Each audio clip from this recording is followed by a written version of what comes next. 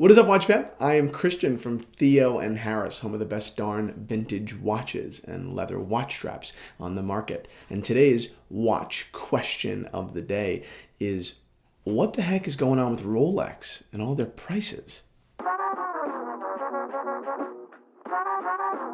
Today I'm actually not wearing a Rolex, I'm wearing an Audemars Piguet Royal Oak, another vintage treasure. It is actually available in the Theo and Harris watch shop. So getting into the conversation. Since the beginning of Rolex until not so long ago, the only thing stopping you from walking into Rolex and buying the watch of your dreams was money.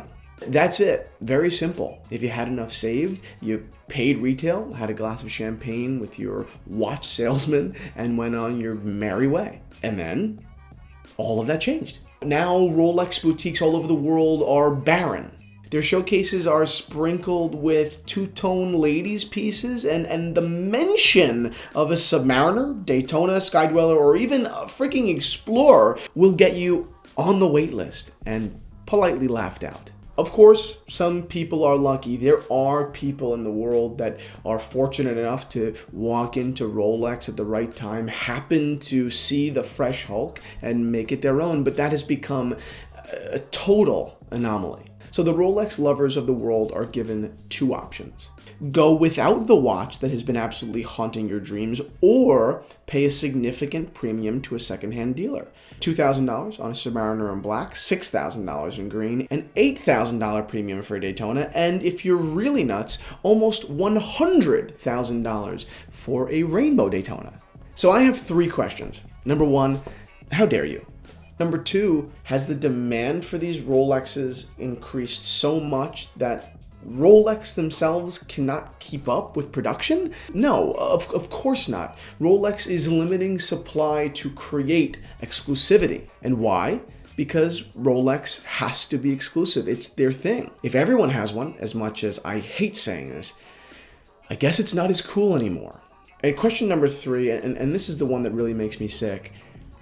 How is it that gray market dealers are getting their hands on so many? Maybe they're buying millions of dollars in stock from authorized dealers that don't have the same comfort of guaranteed business that the Fifth Ave boutique has. ADs that maybe shouldn't have Rolex licenses. So not only are these otherwise struggling ADs moving their inventory, they're probably even getting more than retail. Even if by a couple of $100 per unit, it's globally hundreds of thousands, maybe even millions of dollars in the pockets of just a few people.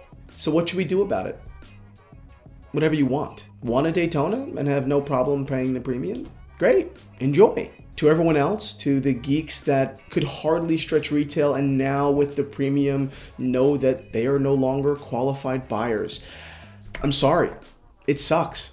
I get it, but I suppose that's business. And if you're really angry about it, you will, I suspect, one day have the satisfaction of the chickens coming home to roost, certain authorized dealers losing licenses, or maybe Rolex increasing their production, rendering the stashes of Batmen trading at $16,000 poor investments for those who were manipulating the market. But if you don't want to wait until then, and I don't blame you at all, you do have other options. Think about pre-ceramic Submariners. They're some of the best value in the vintage / pre-owned world.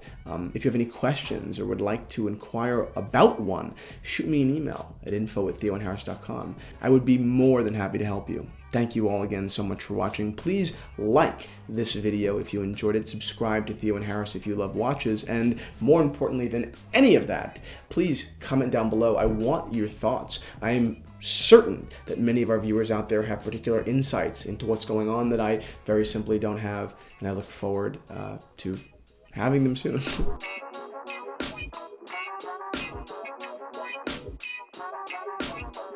And now, my pick.